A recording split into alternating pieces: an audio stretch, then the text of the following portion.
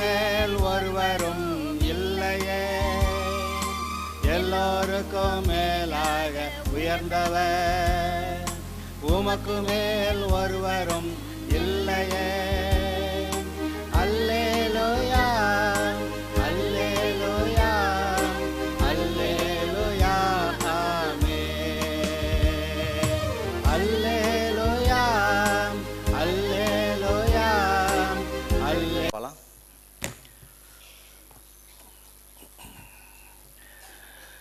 ஒரு முக்கியமான வசனத்தை நான் திரும்ப திரும்ப சொல்லுகிறேன், இன்னும் கூட சொல்லுவேன். நான் அது நம்முடைய இருதயத்தில் பதிய வரைக்கும் அதை நான் சொல்லணும். தேவன் ஒருவரே, இஸ்ரவேலே கேள், நம்முடைய தேவனாகிய கர்த்தர் ஒருவரே கர்த்தர். நம்முடைய பிதாவாகிய தேவனே கர்த்தர். அந்த பிதாவாகிய தேவன் நம்முடைய பரலோக பிதாவாக இருக்கிறார். இந்த பூமியில் நம்மை பெற்ற அப்பா அம்மா உண்டு. இவங்க பூமிக்குரிய தாய் தகப்பனாக இருக்கிறாங்க. ஆனால் நம்மை ஆவிக்குரிய ரீதியில் பெற்றெடுத்தேன்னு சொல்கிறார். இயேசுவை ஆண்டவராக ஏற்றுக்கொண்ட எல்லாரும் தேவனால் பிறந்தவர்கள் அப்படி சொல்கிறார். தேவனுடைய பிள்ளைகளாக இருக்க முடியாது, அவர்களுக்கு அதிகாரம் கொடுத்தார். அவர்கள் தேவனால் பிறந்தவர்கள் அப்படி சொல்கிறாரு. நீங்கள் தேவனால் பிறந்தவர்கள், உலகத்தை ஜெயிக்கிறவர்கள் என்று வேதம் சொல்லுகிறது. எத்தனை பேருக்கு சந்தோஷம்? ஆண்டவருக்கு ஒரு நன்றி சொல்லலாம். இப்படி பிதாவாகிய தேவன் நம்முடைய பரலோக பிதாவாக இருக்கிறார். அப்படி எங்கேயா போட்டிருக்கு பைபிளில்? எங்கே போட்டிருக்கு? இயேசுவே சொல்லி கொடுத்தாரு. பரமண்டலங்களில் இருக்கிற எங்கள் பிதாவேன்னு கூப்பிட்டு ஜெபம் பண்ணுங்க அப்படி சொன்னார். பரமண்டலங்களில் இருக்கிற எங்கள் பிதாவே அப்படி கூப்பிட்டு ஜெபம் பண்ண சொன்னார். அவர் பிதா. தேவன் தம்முடைய ஒரே பேரான குமாரனை இயேசுவை நமக்கு தந்தார். அதைத்தான் மேலே கிஃப்டாக பிதாவாகிய தேவன் இயேசுவை, தன்னுடைய குமாரனாக இயேசுவை ஒரு அன்பளிப்பாக நமக்கு கொடுத்தாரு. அவர் நமக்கு என்ன செஞ்சார்? சிலுவையில் நம்முடைய பாவங்களுக்காக பரிகாரம் செய்து பிசாசின் பிள்ளைகளாக இருந்த நம்மளை தேவாதி தேவனுடைய பிள்ளைகளாய் மாற்றுவதற்கு நம்முடைய பாவங்களுக்கு பரிகாரம் செய்தார். அவர் செய்த வேலையில் ரொம்ப முக்கியமானது இந்த பரிகாரம் செய்தது. அப்புறம் பரிகாரம் செஞ்சு முடிச்சுட்டு நான் போகிறேன், நான் போயிட்டு வேற ஒரு ஆள் அனுப்புகிறேன் அப்படின்னார். அந்த வேற ஒரு ஆள் வேறொரு தேற்றரவாளன் அப்படி எழுதியிருக்கே, அந்த தேற்றரவாளன் தான் பரிசுத்த ஆவியானவர். பெந்தகோஸ்தே என்னும் நாளிலே பரிசுத்த ஆவியானவர் சீஷர்கள் மேல் இறங்கினார். அந்த நாளிலே சபை ஆரம்பித்தது. ஏன்னா அன்னைக்கு தான் பரிசுத்த ஆவியானவர் சபை மக்கள் மேலே இறங்குறாரு. சபை அன்று தான் ஆரம்பித்தது. அன்று முதல் சபையானது பரிசுத்த ஆவியிலே நிறைந்ததாய், நம்ம நினைக்கலாம் நம்மலாம் பரிசுத்த ஆவியில் நிரம்பினாலும் நிரம்பாமல் இருந்தாலும் நிரம்பிக்க வேண்டியதான். 10 பேர் சபை பரிசுத்த ஆவியில் நிரம்பி இருந்தால் கூட அவங்கள வச்சு கர்த்தர் செய்ய வேண்டிய வேலையை செஞ்சிடறாரு. அதான் சொல்லுவாங்க, எரியோ கோட்டையை சுற்றி போய் ஆர்ப்பரித்தவங்களும் உண்டு, அங்கே உட்கார்ந்துருந்துட்டு ஆர்ப்பரித்தவங்களும் உண்டு. ஆனால் சுற்றி போய் ஆர்ப்பரிக்கிறவர்கள் பாக்கியவான்கள். நீங்கள் கர்த்தருடைய வேலையை செய்யுங்க, அவர் சொல்கிற ஊழியத்தை செய்யுங்க. அவர் இந்த பரிசுத்த ஆவியானவர் சகல சத்தியத்துக்குள்ளே நடத்துவார், வருங்காரியங்களை சொல்லி நடத்துவார். அப்புறம் ஞானத்தையும் உணர்வையும் அருளும் ஆவி, ஆலோசனை பலனையும் அருளும் ஆவி, அறிவையும் கர்த்தருக்கு பயப்படுகிற ஆவி, அப்புறம் பயமுள்ள ஆவியை கொடாமல் பலமும் அன்பும் தெளிந்த புத்தியும் உள்ள ஆவி, பாவத்தை குறித்து நீதியை குறித்து நியாய தீர்ப்பை குறித்து கண்டித்து உணர்த்துகிறவர். பலத்தினாலல்ல பராக்கிரமத்தினாலல்ல என்னுடைய ஆவியினாலே ஆகும் என்றார். அவருடைய ஆவியானவர் தான் நம்மை பலப்படுத்தி நடத்துகிறார். பரிசுத்த ஆவி உங்களிடத்தில் வரும்பொழுது நீங்கள் பலனடைந்து இயேசுவை நீங்கள் ஏற்றுக்கொண்டதினாலே தேவனுடைய பிள்ளையாகும்படி அதிகாரம் பெற்றீர்கள். ஆனால் அபிஷேகம் இறங்கும்போது நீங்கள் பலனடைகிறீர்கள். அதனால் அபிஷேகத்தில் நிரம்பணும். அபிஷேகத்தில் நிரம்பினாதான் நம்ம தேவனுடைய பலனை பெறுறோம். அப்போ தான் தேவனுடைய பரிசுத்த ஆவியானுடைய வெளிப்பாடு நமக்கு கிடைக்கிறது, வழிநடத்தல் கிடைக்கிறது, வெளிப்பாடு கிடைக்கிறது, பலன் கொடுக்கிறார்.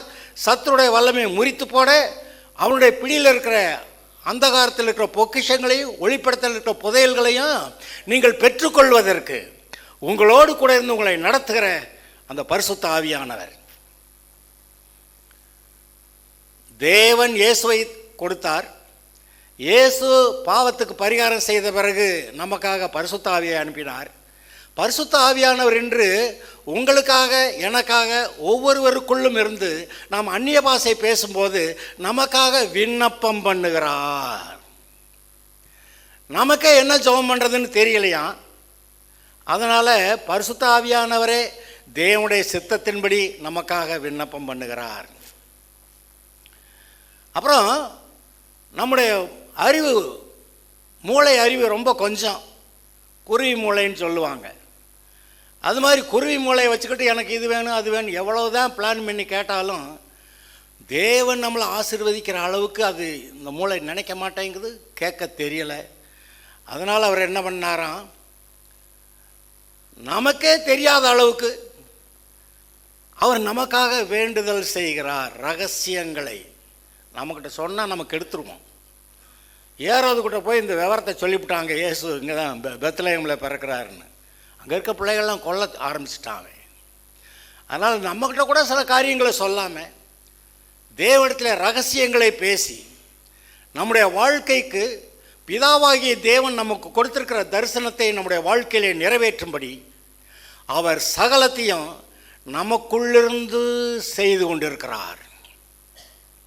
மறுபடியும் சொல்லுகிறேன், இன்றைக்கு விசுவாசிகள் எத்தனையோ பேர் போய் அம்மா சிஸ்டர் எனக்காக ஜெபம் பண்ணுங்க, என் பிள்ளைக்காக ஜெபம் பண்ணுங்க, என் பிள்ளை பேர் இதுங்க, இந்த பேரை சொல்லி ஜெபம் பண்ணுங்க அப்படியெல்லாம் சொல்கிறாங்க. ஆனால் நம்ம ஜெபம் பண்ணுற அளவுக்கு வைராக்கியமாக அவங்க இருக்க முடியுமா? முடியாது. ஆனால் நம்மளை விட வைராக்கியமாக ஒருத்தர் நமக்காக ஜெபம் பண்ணுறேங்கிறாரு. யார்? பரிசுத்த ஆவியானவர். நம்ம ஒன்றும் கேட்க வேண்டாம், அவரே வர்றாரு. நீ அந்நிய பாஷையில் பேசு, நான் உனக்காக ஜெபம் பண்ணிடுறேன் அப்படிங்கிறாரு. அந்நிய பாஷை பேசுகிறவர்கள் பரிசுத்த ஆவியானவருடைய ஜெப உதவியை பெற்றுக்கொள்ளுகிறார்கள். அந்நிய பாஷை பேசாதவர்கள் பரிசுத்த ஆவியானவர் நமக்கு கொடுக்கிற அந்த ஜெப உதவியை பெற்றுக்கொள்வதில்லை. நமக்கு தெரியாதுன்னு தான் அவரே வந்து ஜெபம் பண்ண வரேங்கிறாரு. அது மிக மிக முக்கியம். நீங்கள் கர்த்தரை கனம் பண்ணுறீங்கன்னா அந்நிய பாஷையில் தினந்தோறும் உங்களுக்கு தெரிஞ்ச பாஷையில் உங்களுக்கு வேணுங்கிறதையும் கேட்டு ஜெபம் பண்ணிக்கங்க. தெரியாததை அவர் உங்களுக்கு விண்ணப்பம் பண்ணும்படியாக அவருக்கு இடம் கொடுங்க. Give space for the Holy Spirit. பரிசுத்த ஆவியானவருக்கு இடம் கொடுங்க, அவர் வேலையை பார்த்துருவார். உங்களுடைய சகல காரியங்களையும் உங்களுடைய வாழ்நாள் முழுவதும் கர்த்தர் உங்களுக்கு கொடுத்திருக்கிற தரிசனத்தை உங்களுடைய வாழ்க்கையிலே நிறைவேற்றும்படி சகலத்தையும் அவர் உங்களுக்கு செய்து முடிக்க இவரே வேண்டுதல் செய்கிறார். அபிஷேகத்தை கொடுத்து பலனை கொடுக்குறாரு. அபிஷேகத்தினால பிசாசு நம்ம மேலே போட்ட நுகங்கள் முறிந்து போகிறது. அபிஷேகத்தினால கட்டுகள் அருந்து போகிறது. அபிஷேகம் இறங்குச்சு. பவுலும் சீலாவும் கர்த்தரை துதித்து நடுராத்திரியில் பாடினாங்க. பூமி அசைந்தது, சிறைச்சாலை அசைந்தது. அந்த சிறைச்சாலை கதவுகள் திறந்து கொண்டன. இவங்க கையில் இருந்த விலங்குகள் கீழே விழுந்துருச்சு. அபிஷேகம். நீங்கள் கர்த்தருக்குள் மகிழ்ச்சியாக இருக்கும்போது பரிசுத்த ஆவியானவருடைய அபிஷேகம் அங்கே இருக்கும். கர்த்தருக்குள்ள மகிழ்ச்சியாக இல்லைன்னா நம்ம புலம்பிக்கிட்டு இருக்க ஆள் மேலே அவர் எங்கிட்ட இறம்புறது. அங்கே புலம்பல் அது பிசாசோடைய மனநிலை. அவன் தான் நம்ம பாட்டுக்கு என்னத்தையும் இந்த ஆண்டவர்கிட்ட பற்றி என்னதையே பேசிவிட்டு அவர்கிட்ட சண்டை போட்டு அவரை கிளதல்லான்னு பார்த்தா அவர் நம்மளை தள்ளி விட்டார், நம்மளை தள்ளி விட்டார். அவன் தான் புலம்பிக்கிட்டு இருக்கான். அந்த புலம்பலை நம்மகிட்ட கொடுத்துட்டு அவன் ஆட்டம் போடுறான். நீங்கள் புலம்புங்கன்றான். உனக்கு இந்த கஷ்டம் வந்துச்சா அவர் தானே உன்னை விட்டார் அப்படி ஏதாவது சொல்லிவிட்டு நம்மளை ஏமாற்றிட்டு பொய் சொல்லிவிட்டு நம்மளை புலம்ப விட்டுட்டு அவன் நல்லா போட்டு மொக்கிக்கிட்டு இருக்கிறான். ஒவ்வொருத்தரையா விசுவாசிகளை போட்டு கொலை செஞ்சுக்கிட்டு இருக்கிறான். டக்குன்னு கொண்டா கூட பரவாயில்ல, தினம் கொள்றேன். அவனை மிதிக்கிறேன். உங்களுக்கு வைராக்கியம் இருந்தால் இயேசுவின் நாமத்தினால பிசாசை உடனே மிதிக்கிறேன்டா அப்படின்னு நீங்கள் மிதிக்கணும். ஏன்னா அந்த அதிகாரத்தை கர்த்தர் உங்கள்கிட்ட தான் கொடுத்துருக்கிறார். நீங்கள் பரிசுத்த ஆவியானவரோட சேர்ந்து பேசுனா செஞ்சா உங்களோட சேர்ந்து பரிசுத்த ஆவியானவரும் அந்த பிசாசை மிதிப்பார். நீங்கள் புலம்பிக்கிட்டே இருந்தால் பரிசுத்த ஆவியானவர் போயிடுவார். உங்களுடைய மீட்புக்கென்று அவர் கொடுத்த பரிசுத்த ஆவியானவரை துக்கப்படுத்தாதிருங்கள். உங்களோட கூட சேர்ந்து வேலை செய்ய விடுவீங்களா? அந்நிய பாஷை பேசி ஜெபம் பண்ணுவீங்களா? நீங்கள் அந்நிய பாஷை பேசி ஜெபம் பண்ணும்போது உங்களுக்கு பக்தி விருத்தி உண்டாகிறது, உங்களுக்கு ஜெப உதவி கிடைக்கிறது. எங்கேயுமே கிடைக்காத ஜெப உதவி உங்களுக்கு கிடைக்கிறது. உங்களை தூக்கி நிறுத்த முடியாத மக்கள் இருப்பாங்க. நல்லா செய்வேன், என்னமோ செய்வேன்னு சொல்லுவாங்க, கடைசிக்கு பார்த்தா அவங்களுக்கு முடியாமல் போயிடும். ஆனால் இங்கே ஒருவர் இருக்கிறார், உங்களை தூக்கி நிறுத்தக்கூடிய, பாதாளத்தில் கிடக்கிற ஆளை கூட உங்களை தூக்கி நிறுத்தக்கூடிய ஒருவர் இங்கே உங்களுக்காக உண்டு. அவர் மேலே நம்பிக்கையை வைங்க. இன்னொரு காரியம் கேட்குறாரு, ஏப்பா நான் இருக்கேன்ல, அப்புறம் எனக்கு அழுதுகிட்டே இருக்க அப்படின்றாரு. அழுதுகிட்டே ஜெபம் பண்ணுற வர்ற ஆட்களை பார்த்து மல்கியா 2வது அதிகாரத்தில், ஏன்டா மறுபடியும் அழுது என் பீடத்தை நினைக்கிற, இப்போ 2வது தடவை ஏன்டா வந்து இப்படி அழுதுகிட்டே வர்ற அப்படி கேட்குறாரு. அப்போ அழுது ஜெபம் பண்ணுறது நல்லதா, இல்லை கர்த்தருக்கு ஸ்தோத்திரம் அல்லேலூயா உமக்கு மகிமை ஆண்டவரே அப்படி சொல்லி அவரை துதித்து ஆராதித்து அவரிடத்துல நாம் வாழுகிறது நல்லதா? இன்றைக்கு நிறைய இடங்களில் இத்தனாம் தேதி உபவாச ஜெபம் அப்படின்னோடனே நிறைய பேர் கிளம்பி போகிறாங்க. ஏன் இவங்க மனசு நல்லா இல்லை, எங்கேயாவது உபவாசத்தை போட்டாவது சரி பண்ணிடலான்னு அங்கே ஒரு மீட்டிங் நடத்துகிறாங்க, அங்கே போயிடலான்னு. அங்கே போனால் உபவாசத்தோட அப்புறம் அங்கே ஒரு வசனம் வேறு இருக்குது, கண்ணீரோட மனம் திரும்பி வாங்கன்னு. நீ மனம் திரும்பி இருந்தேன்னா மறுநோருக்கா மனம் திரும்ப வேண்டியது இல்லையே. உபவாசத்தோடும் கண்ணீரோடும் இடத்துல வாருங்கள். ஆமாம், வசனம் தான் சொல்லுது. இவங்க ஒழுங்கு இல்லாததுனால உபவாசத்தோட கண்ணீரோட அங்கே போகிறேன்றாங்க. ஆனால் நீங்கள் மனம் திரும்பி இருந்தால், உண்மையாகவே மனம் திரும்பி இருந்தால் திரும்ப பாவ அறிக்கை பண்ண வேண்டிய அவசியமே அங்கே இல்லையே. வரும்போதெல்லாம் அல்லேலூயா அப்படி சொல்லிட்டு வரலாம். என் தேவனீர் இருக்கிறீர், எனக்காக இருக்கிறீர், என் தலையை உயர்த்துகிறீர், என் தேவைகளை சந்திக்கிறீர், என் குடும்ப காரியங்களை எனக்காக யாவற்றையும் செய்கிறீர், எல்லாவற்றையும் செய்து முடிக்கிறீர், உமக்கு நன்றி. ஏற்கனவே ஏதாவது தப்பாக கெட்டு போயிருந்தா கூட அதை கூட சரி பண்ணுகிற கர்த்தர், சகலமும் நன்மையாய் முடியும் என்று சொல்லி இருக்கிறவர். நீங்கள் அதை நினச்சி பாருங்க. கர்த்தர் உங்களுக்காக யாவையும் செய்து முடிக்கிற தேவன். நான் ரொம்ப ஆச்சரியப்படுவேன், இந்த கர்த்தருக்கு வேறு வேலை இல்லை, நம்ம மட்டும்தானா, நம்மளை மட்டும்தான் பார்க்கணுமா இவர் அப்படின்னா, அண்ட சராசரங்களில் ஆக்சுவலாக மனிதன் எட்டி பிடிக்க காணக்கூடாத அளவில் இத்தனை கோடி, இத்தனை மில்லியன் பில்லியன் லைட் இயர்ஸ்க்கு அப்புறம், வெளிச்ச வருஷ தூரத்துக்கு அப்புறம் அங்கே ஒரு நட்சத்திர கூட்டத்தை கண்டுபிடிக்கிறானே ஒழிய அங்கே இந்த ஆகாய மண்டலத்துக்கு ஒரு முடிவு இருக்குன்னு கண்டுபிடிக்கவே இல்லை. பத்தாவதுக்கு இதெல்லாம் எக்ஸ்பேண்ட் ஆகுதுங்கிறேன், ஆகாய விரிவு எக்ஸ்பேண்ட் ஆகுது, பெருசாகிக்கிட்டே இருக்குதுன்றான். நான் ஒரு சயின்டிஸ்ட்டு, இந்த ஆகாய விரிவு அங்கே இருக்குன்னாக்கா அதுக்கு எங்கே ஒரு முடிவு இருக்குதுன்னு நான் போய் பார்க்கணுன்னு ஆசைப்படுவேன். அப்படியே போய் பார்த்துட்டேன்னா அது தட்டி பார்ப்பேன், அது பிளாஸ்டிக்கா,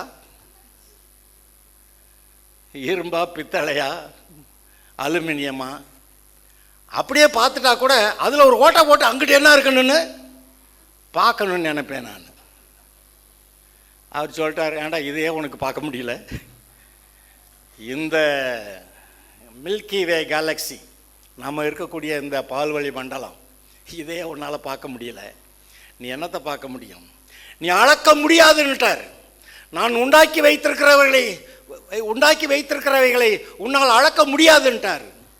ஆனால் அளக்கணும்னு யாராவது ஆசை கொடுத்தா அது யார் ஆசையா? பிசாசு ஆசை கொடுப்பானா. கடவுளை அளந்து இவ்வளவுதான்னு சொல்லிடுறா அப்படின்னு பிசாசு ஆசை கொடுக்குறானா.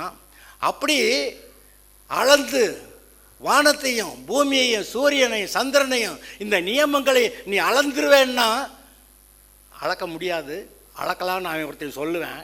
அதை கேட்டு நீ அளக்கலான்னு பார்த்தேன்னா உன்னை கொன்னே விடுவேன்னு சொல்லியிருக்கிறார். ஹலோ, என்னை அளந்து பார்க்கலாம்னு நினைக்கிற பிசாசு கொடுக்குற ஆலோசனை கேட்டு என்னை அளந்து பார்க்கலாம்னு நினைக்கிறியாடா? வசனம் எங்கே இருக்கு? எரேமியா 31,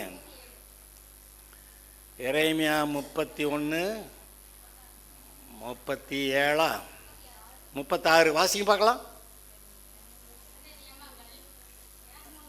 இந்த நியமங்கள், சூரிய சந்திர நட்சத்திரங்கள் அப்படிங்கிற இந்த நியமங்கள்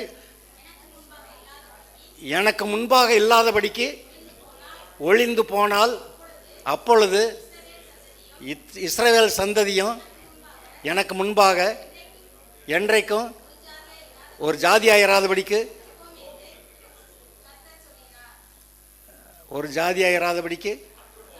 அற்றுப்போகும். இது என்ன அற்று? இஸ்ரவேல் ஜனங்களை ஒரு ஜாதியாக இல்லாதபடி அற்றுப்போக வைக்கக்கூடிய ஆசை யாருக்கு? அது பிசாசுக்கு.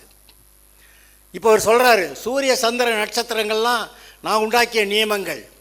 இந்த இஸ்ரவேல் ஜாதியை ஒரு ஜாதி இல்லாமல் அற்றுப்போக பண்ணணும்னா நான் ஏற்படுத்திய சூரிய சந்திர நட்சத்திரங்களை நியமங்களை இதை முதல்ல போய்க்கிட்டு அப்புறமேல் இஸ்ரவேல் ஜனங்களை எவனா கைதோடு பார்க்குறேன். அப்போ இஸ்ரவேல் ஜனங்கள் மேலே இன்றைக்கி உங்கள் மேலே கர்த்தர் எவ்வளவு பாதுகாப்பை சொல்லி வச்சிருக்கிறார் நீங்கள் நினச்சி பார்க்கணும்.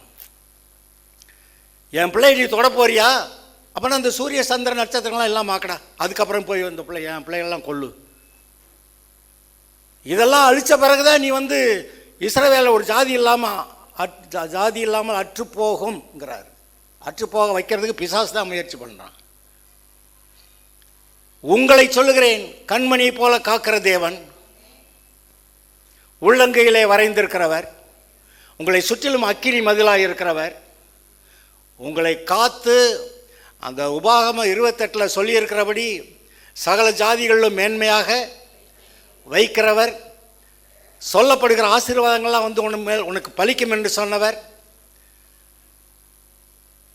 வீட்டிலும் ஆசீர்வதிக்கப்பட்டிருப்பாய், வெளியிலும் போகையிலும் வருகையிலும் மாப்பீசை தொட்டியும், அதாவது கிச்சன் சாப்பாடு ஆசீர்வதிக்கிறாரா? ஜெபம் பண்ணுவீங்களா?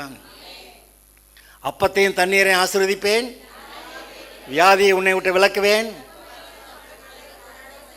உன் தேசத்தில் மலடும் கற்பம் விழுகிறதும் இல்லை,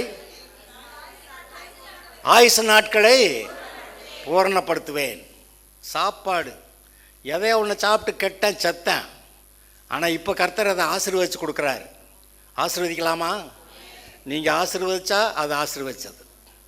இப்போ இன்றைக்கி உங்கள் வீட்டாரை ஆசீர்வதிக்கணும்னு சொன்னேன், ஆசீர்வதிச்சிங்க. இன்றைக்கி ஒரு டைம் கிடச்சிச்சு, வீட்டில் இருக்கப்பெல்லாம் நிறைய நேரம் ஆசீர்வதிங்க. அங்கே வீட்டு போன, ஐயோ சொன்னடி கேட்க மாட்டேங்குது, என்ன பண்ணுறது, ஒளிவா தொலைஞ்சு போ, அப்படி சொல்ல தான் வேகமாக உள்ளுக்க வேலை பார்க்குது. ஆனால் அதை அடக்கிட்டு, கர்த்தாவே நீர் எனக்கு கொடுத்த பிள்ளைகள் நற்குணசாலிகளாய் தேவபக்தி உள்ளவர்களாய் உடைய சந்ததியாய் நான் வளர்க்கிறேன், அப்படி இருப்பார்களாக. நீங்கள் சொன்னால் அது நடக்குது. எப்பேற்பட்ட வியாதிக்காரரும் எப்பேற்பட்ட பைத்தியங்களும் சரியாக முடியும். இந்த கர்த்தரோட இந்த பைத்தியம் பெருசா? கர்த்தரோட இந்த பிசாசு பெரிய ஆளா?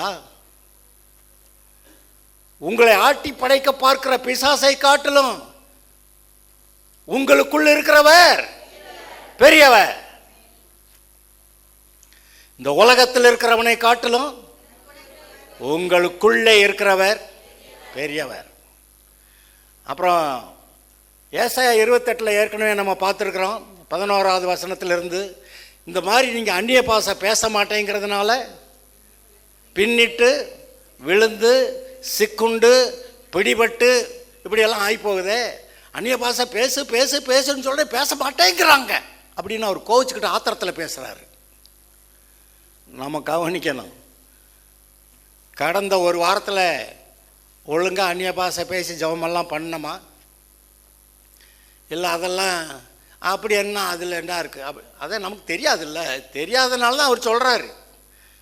அந்த தெரியாத விட்டுட்டாக்க எதிர்பாராத சமயத்தில் தீங்குகள், ஆபத்துகள், நஷ்டங்கள் நம்முடைய வாழ்க்கையிலே வருகின்றன. நாங்கள் அதை பார்த்துருக்கோம். இப்போ அந்த அந்நிய பாஷை பேச ஆரம்பித்தோடனே எங்கேயோ அந்த நம்ம பாடின வெங்கல கதவு இருப்பு தாளெல்லாம் போகிற மாதிரி என்னமோ ஒன்று நடக்குதுங்க. நம்முடைய புத்தி கெட்டாத அளவில் ஏதோ நடக்கிறது. அதனால் எல்லாரும் அந்நிய பாஷையில் கட்டாயமாக பேசணும். பேச தெரியாதா? எதையாவது உளறு. அப்புறம் அவர் கணக்கு வச்சுக்கட்டும். எனக்கு பேச தெரியாது, ஏதோ உளறேன். அதாவது இருதயத்திலிருந்து மூளை அறிவுக்கு போகாமல் நேராக வாய்க்கு இந்த வார்த்தை போகிறது. உங்களுடைய இருதயத்திலிருந்து எண்ணங்கள், வார்த்தைகள் மூளை அறிவுக்கு போகாமல் நேரடியாக வாய்க்கு போகிறது. அதுதான் அந்நிய பாஷையாக பேசுது. அது நீங்கள் என்ன பேசுகிறீங்கன்னு உங்களுக்கும் தெரியாது, பக்கத்தில் இருக்கவனுக்கும் தெரியாது, அவர் ஒருத்தருக்கு தான் தெரியுமா. அதனால் ரகசியங்களை பேசுகிற அப்படின்னு கர்த்தர் சொல்கிறாரு. அதனால் அந்நிய பாஷை கட்டாயம் பேசணும். இந்த கர்த்தருடைய ஜெப உதவியை நாம் பெற்றுக்கொள்ள வேண்டும். இப்படி கர்த்தருடைய ஜெப உதவியை பெற்று, அதாவது அந்நிய பாஷை பேசி கர்த்தருடைய ஜெப உதவியை பெற்று நாம் வாழும்போது நம்முடைய வாழ்க்கையே ஒரு மேலானதாக மாறிவிடும் என்று வேதம் சொல்லுகிறது. எனக்கு வாசிக்க பார்க்கலாம்.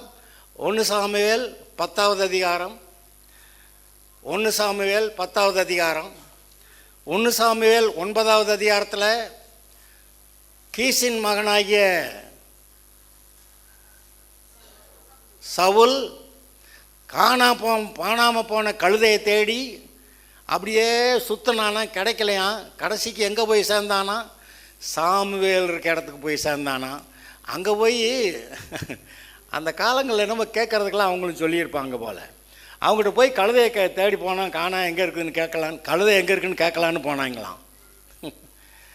அப்போ கழுதையை கொண்டு போய் கேட்கலான்னு பார்க்குற, ஆனால் அவன் மனுஷனுக்கு கொடுக்கறதுக்கு என்னமும் நம்மக்கிட்ட இல்லையேன்னு வேலைக்காரன் சொல்கிறேன், இதெல்லாம் இருக்குது, இதை கொடுத்துட்டு நம்ம அவர்கிட்ட கேட்கலான்னு. அங்கே போனால் கழுதையை தேடிட்டு வந்து கழுதையெல்லாம் கிடச்சிருச்சு, இப்போ உன்னே கர்த்தர் தேடுறாரு அப்படின்னு சொல்லி இந்த 9வது அதிகாரத்தில் எழுதியிருக்கோம். 10வது அதிகாரத்தை எடுத்து அப்படியே கொஞ்சம் வாசிக்கலாமா? 10வது அதிகாரம் எடுங்க பார்க்கலாம். 10வது அதிகாரம் எடுத்துட்டிங்களா? ஒரு 12 வசனங்கள் நீங்கள் வாசிக்கணும். அப்படி கர்த்தர் சவுல் ராஜாவுக்கு வேறே இருதயத்தை கொடுத்தார். நீ வேறே மனுஷனாவாய். எப்போ? நீ அந்நிய பாஷை பேசுகிறப்ப. அங்கே அதில் அந்த பேசேஜில் அங்கே அவங்கெல்லாம் தீர்க்க தரிசனம் சொன்னாங்க, இவனும் அந்த கூட்டத்தில் சேர்ந்துக்கிட்டு தீர்க்க தரிசனம் சொன்னான்னு எழுதியிருக்கான். தீர்க்க தரிசனம்னா என்ன, கழுதை கிடச்சி போச்சுன்னு நான் சொன்னேன்? அதெல்லாம் இல்லை. அந்நிய பாஷையில் என்னத்தையோ பேசிக்கிட்டு இருக்கிறாங்க. தீர்க்கதரிசியின் கூட்டங்கள்னு எழுதியிருக்கு. எலியாவுடைய காலங்களில் தீர்க்கதரிசிகள் புத்திரர் எலிசா கிட்ட பேசுனாங்கன்னு இருக்குது. அப்போ அந்த காலங்கள்லேயே அந்நிய பாஷையில் பேசுகிற தீர்க்கதரிசனம் சொல்லுகிற பெருங்கூட்டம் அங்கங்கே இருந்திருக்கிறார்கள். இங்கே இப்போ நாம் இதை கவனிக்கணும். இவன் இந்த சவுல் லேவி கோத்திரமா? இல்லையே, பென்யமீன் கோத்திரத்துக்காரன். சாமுவேல் எந்த கோத்திரம்? அவனும் பென்யமீன் கோத்திரம் தானா? சரி. சாமுவேல் எப்படி பலி செலுத்துகிற அளவுக்கு லேவி கோத்திரத்தில் சேர்ந்துட்டான்? சவுல் பலி செலுத்தினப்ப அதனால் உன் ராஜ்யபாரமே போச்சுடா. எப்ராயிமா? சாமுவேல் எப்ராயிம் கோத்திரமா? சரி, நீ பலி செலுத்தினதால உன் ராஜ்யபாரமே போச்சுடா போ அப்படின்னு சொல்லிவிட்டார். ஆனால் இந்த பென்யமீன் கோத்திரத்துக்காரனாகிய சாமுவேல் அங்கே ஏலி ஆசாரியனோட கூட சேர்ந்து வளர்ந்தானா. அவன் அந்த லேவி கோத்திரத்துக்காரன் மாதிரியே இவன் ஆசாரியனாக இருந்து ஜனங்களுக்கு தீர்க்க தரிசனம் சொல்ல, ஆலோசனை சொல்ல, பஞ்சாயத்து பண்ணி தீர்த்து வைக்க, எல்லா வேலைகளையும் செய்யக்கூடியவனா இஸ்ரவேல் தேசம் அப்படியே ரவுண்ட் அடிப்பானான். அப்படி ரவுண்ட் அடிக்கிறப்ப தான் போய் தாவீதை நீ ராஜாவை அபிஷேகம்னுலாம் சொல்கிறார். ஐயோ போனால் அவன் கொண்டு விடுறான், சவுல் ராஜா என்னை கொண்டு விடுவானே அப்படின்னு. நான் சொல்கிறேன் அப்படின்ட்டு பலியிடம் வந்தேன்னு சொல்லிட்டு போ அப்படின்னு சொல்லிட்டு, நீ இன்னார ராஜாவை அபிஷேகம் பண்ணுறேன்னு சொல்லாத, அவ்வளோதான் அப்படின்றார். அப்படி லேவி கோத்திரத்தில் இவன் சேர்ந்து கர்த்தருடைய ஆராதனை காரியங்களை செய்கிற அளவுக்கு, தீர்க்கதரிசனம் சொல்கிற அளவுக்கு, ஜனங்களை வழிநடத்தக்கூடிய அளவுக்கு இவன் மாறிட்டான். இதில் என்ன வினோதம்னா, இந்த எப்ராஹிம் கோத்திரத்தை சேர்ந்த இந்த சவுல் இவனும் போய் பரிசுத்த ஆவியானவர் இறங்கினதுனால பென்யமீன் கோத்திரத்தான சவுலா, ஓகே சரி. அப்படி சாமுவேல் எப்ராஹிம், குட், நல்ல வேலை சொன்னீங்க, இல்லாட்டி இப்படி தப்பாக போயிட்டுருக்கோம்.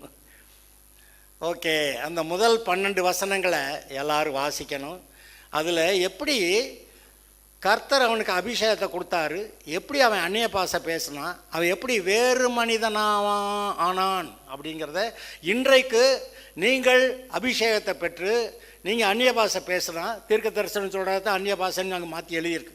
அப்படி சொன்னால் நீங்கள் உங்களுக்கென்று ஒரு வேறு இருதயம், தேவனுக்கேற்ற ஒரு இருதயம் உங்களுக்கு கொடுக்கப்படுகிறத நினச்சி பார்த்துக்கிட்டே இப்போ இதை வாசிக்க பார்க்கலாம்.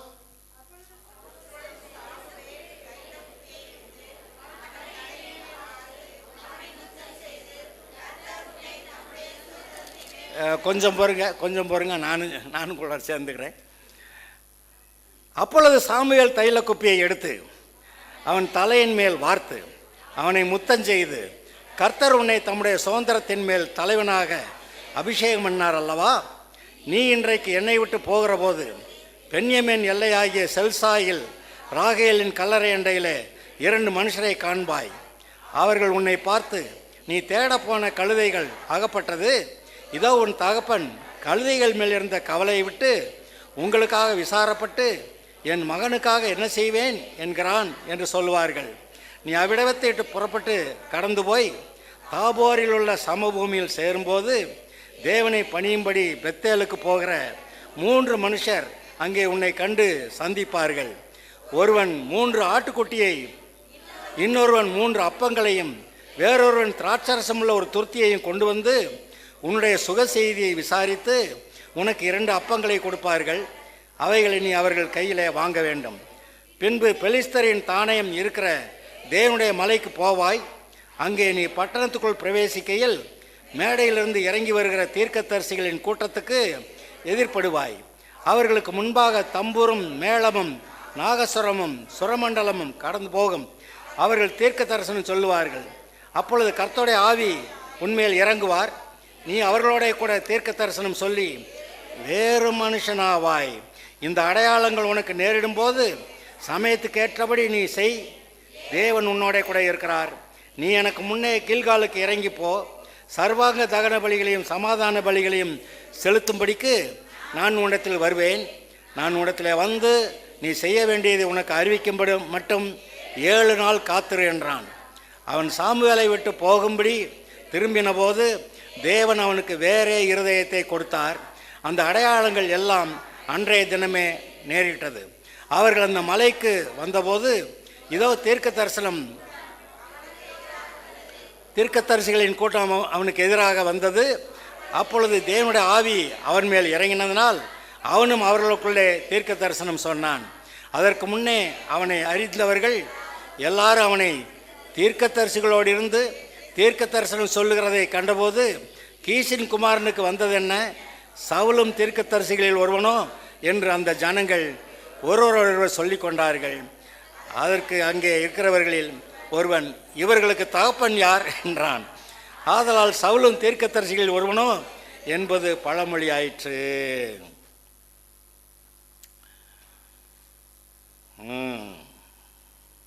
சவுலும் தீர்க்கதரிசிகளில் ஒருவனோ. நீங்கள் எந்த ஜாதி ஜனமாக இருந்தாலும் கர்த்தருடைய ஆவியானவர் உங்கள் மேலே இறங்குவார். நீங்கள் தீர்க்க தரிசனம் சொல்லுவீங்க. இவங்களெல்லாம் பெற்றது யார்டான்னு அங்கே ஒருத்தன் கேட்குறான். ஒருத்தர் பெற்றிருக்கிறார். அல்லேலூயா. வேறு இருதயம். அவனுக்கு அதுக்கு முன்னாடி இருந்ததெல்லாம் கழுதையை தேடுற இருதயம். இப்போ இஸ்ரவேல் ஜனங்கள் மேலே ராஜ்யம் பாரம் பண்ணுகிற தேவனுடைய சார்பாக இஸ்ரவேல் தேசத்தை ஆளுகிற இருதயம். அது வேறு மனுஷனாவான். நீங்கள் பரிசுத்தாவில் நிறைஞ்சு அந்நிய பாஷையில் பேசுங்க. நான் இன்றைக்கி பேசி நாளைக்கே எதுவும் நடக்குதுன்னு சொல்லலை. ஒரு மாதம் 2 மாதம் 3 மாதத்துக்கு தொடர்ந்து ஜெபம் பண்ணும்போது அந்நிய பாஷை பேசிக்கிட்டே வாங்க. ஒரு 3 மாதத்தில் பர்செப்டிபிளாக, அதாவது நீங்கள் அறிந்து கொள்ளக்கூடிய அளவுக்கு, நீங்கள் உணர்ந்து கொள்ளக்கூடிய அளவுக்கு உங்களுக்குள்ளே பெரிய மாற்றம் உண்டாயிருக்கும் என்று நான் உங்களுக்கு சொல்லுகிறேன். இது ஏதோ ஆண்டவரை ஏற்றுக்கிட்டேங்க மீதியெல்லாம் அப்படியெல்லாம் இல்லை. ஆண்டவரை ஏற்றுக்கிட்டதுனால பிசாசு உங்களை முதல்ல விட இப்போ ரொம்ப கொஞ்சம் தீவிரமாக போட்டு தள்ளணும்னு நினைக்கிறான். ரட்சிக்கப்பட்டவர்களை எப்படியாவது மறுபடியும் அவன் கட்சியில் கொண்டு போய் சேர்க்கணும்னு ஆசைப்படுறான். ஆனால் நம்ம கிறிஸ்தவ வாழ்க்கை ஒரு எதிர்நீச்சல். இங்கே தடைகள் இருக்கலாம், எதிர்ப்புகள் இருக்கலாம். ஆனால் கர்த்தர் சொன்ன வழி, கர்த்தருடைய வழி என்னுடைய வழி. கர்த்தருடைய சமூகத்தில் அவரை நோக்கி பார்த்து அவர் கொடுக்குற வெளிப்பாட்டின் அடிப்படையிலே வாழ்கிற வாழ்க்கை. நம்முடைய சுய இருதய சிந்தனைகளை பின்பற்றக்கூடாது, சுய புத்தியின் மேல் சாயாதே. அப்போ அவருடைய ஆலோசனை வேணும்ல, அந்நிய பாஷை பேசு. இவர் ஆலோசனை கர்த்தர் உங்களோட கூட இருப்பார், உங்களை வழி நடத்துவார். நீங்கள் ஜெயமாக இந்த பூமியில் வாழுவீங்க. இதுதான் நமக்கும் நல்லது, இதுதான் கர்த்தருக்கும் நல்லது. அந்த சாலமோன்ட்ட எப்பேற்பட்ட ஆசை உங்கள்கிட்ட இருக்கட்டும்னு சொல்லி ஆசையை கர்த்தர் கொடுத்தாரு. பிசாசு உலக ஆசைகளை கொடுத்தான். என்னென்ன ஆசை அது? அவனுடைய சத்துருக்களை எல்லாம் கொல்லணுங்கிற ஆசை, இவனுக்கு நீண்ட நாள் வாழணுங்கிற ஆசை, நிறைய ஐஸ்வர்யம் வேணுங்கிற ஆசை. இந்த 3 ஆசைகளையும் பிசாசு சாலமோன்ட்ட கொடுத்தான். ஆனால் கர்த்தர் என்ன சொன்னார்? நான் கொடுக்குற அந்த ஞானம் வேணும்னு கேளு. இஸ்ரவேல் ஜனங்களை தேவனுடைய சார்பாக ஆண்டு கொள்வதற்கு ஞானம் வேணும் கேளுன்னு சொல்லியிருந்தார். இவன் கர்த்தர் சொன்னபடி எனக்கு ஞானம் வேணும்னு கேட்டான். அவர் என்ன பண்ணுறாரு? நீ கேட்காத ஐஸ்வர்யத்தையும் சேர்த்து தர்றேங்கிறாரு. ஆக நம்முடைய உள்ளத்திலே தேவன் அநேக ஆசைகளை, எண்ணங்களை, தேவனுக்கேற்ற எண்ணங்களை நம்முடைய இருதயத்தில் விதைக்கிறார். ஒருவன் விதைக்க புறப்பட்டான். யாரை பற்றி சொல்லுது? மனுஷகுமாரனாகிய இயேசுவை பற்றி சொல்லுகிறது. இன்றைக்கு அவர் விதைச்சிக்கிட்டு இருக்கிறார். இப்போ இங்கேருந்து விதைத்து கொண்டு இருக்கிறார். அதை உங்களுடைய இருதயத்தில் ஏற்றுக்கிட்டு இந்த உலகம் சொல்கிற பொல்லாத காரியங்களை தூக்கி போட்டுட்டு கர்த்தருடைய வார்த்தையை, அந்த விதைகளை நான் வளர்க்கிறேன். இன்னைக்கு வளர்த்தீங்கன்னா கர்த்தருடைய அந்த விதைகள் வளர்ந்து கனி கொடுக்கும். 30, 60, 100 கனி கொடுக்கும். கேனையாக இருந்தால் 30 கொடுக்கும், கொஞ்சம் பரவாயில்ல இருந்தால் 60 கொடுக்கும், கொஞ்சம் தெளிவாக இருந்தால் 100க்கு 100 கொடுக்கும். அல்லேலூயா. வசனத்தை உள்ளே வச்சுக்கிறங்க, அதை வளருங்க, அந்நிய பாஷையில் பேசுங்க. உங்களுடைய ஜீவன் உள்ள நாளெல்லாம் எதிர்த்து நிற்கிற ஒருவனாயிலும் ஒரு பிசாசும் கிடையாது, ஒரு மனுஷனும் கிடையாது. நான் சொல்லுகிறேன், இந்த உலகத்தில் இருக்க எல்லா மனிதர்களை காட்டிலும் நீங்கள் பாக்கியவான்கள், நீங்கள் ஆசீர்வதிக்கப்பட்டவர்கள். கர்த்தர் உங்களோடு கூட இருக்கிறார். உன்னை விட்டு விலகுவதில்லை, உன்னை கைவிடுவதில்லை என்று சொன்னவர். அப்போ சொல்கிறேன், ஒருவேளை பயங்கரமான பாதாளத்தில் போய் கிடக்கிறீங்களா? இவர் உங்களை தூக்கி எடுப்பார். அதை செய்யக்கூடிய வல்லமை இவருக்கு மட்டும்தான் இருக்குது, செய்யணுங்கிற ஆசையும் இவருக்கு தான் இருக்குது. அதனால தான் என்னை தூக்கி விடுங்க ஆண்டவரேன்னு நீ ஜெபம் பண்ண மாட்டியான்னு கேட்குறாரு. என்னை தூக்கி விடுங்க ஆண்டவரேன்னு ஜெபம் பண்ண மாட்டியா அப்படிங்கிறாரு. என்னை தூக்கி விடுங்க ஆண்டவரே கூப்பிடுங்க, அவரை நோக்கி பாருங்க, பிரகாசம் அடைவீர்கள், வெட்கப்பட்டு போகிறதில்லை. அல்லேலூயா. எழும்பு எழும்பு சீயோனே, உன் வல்லமையை தரித்துக்கொள். பரிசுத்த நகரமாகிய எருசலேமே, உன் அலங்கார வஸ்திரங்களை உடுத்திக்கொள். அல்லேலூயா. கர்த்தர் உங்களோட கூட இருக்கிறார். ஜெபம் பண்ணலாமா? என்ன ஜெபம் பண்ணலாம்?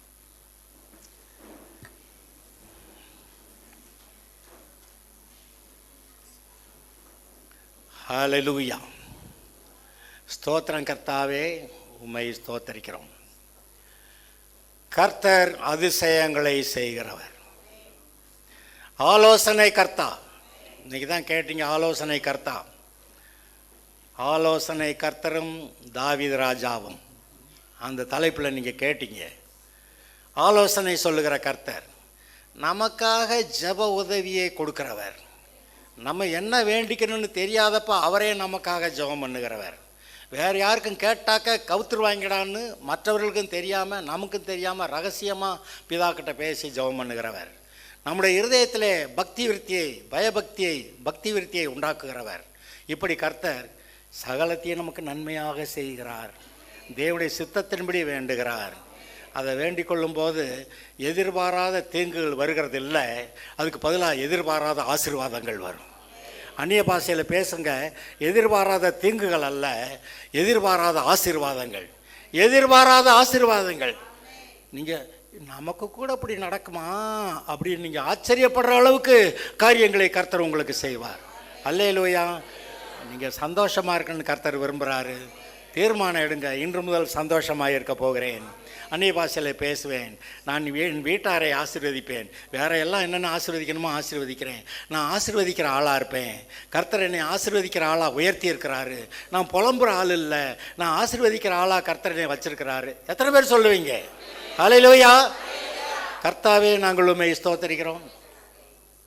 இந்த நாளுக்காக உமக்கு நன்றி ஆண்டவரே. உம்முடைய கிருபைக்கு எங்களை ஒப்புவிக்கிறோம். நீர் எங்களுக்கு போதுமானவர். உம்முடைய பிள்ளைகளோடு கூட இருந்து அடுத்த வாரம் இங்கே சர்ச்சுக்கு வர வரைக்கும் எல்லோரும் சந்தோஷமாக இருந்து அந்நிய பாஷை பேசி எல்லாருக்குள்ள ஜனங்களுக்குள்ள சாட்சியாக இருக்க, தங்களுடைய குடும்பத்தாரை ஆசீர்வதிக்க இவர்களுக்கு நீர் பலப்படுத்துவீராக, வழிநடத்துவீராக. எல்லாவற்றிலும் கர்த்தரை மகிமைப்படுவீராக. இயேசுவின் நாமத்தில் வேண்டுகிறோம் பிதாவே. என் ஆத்துமா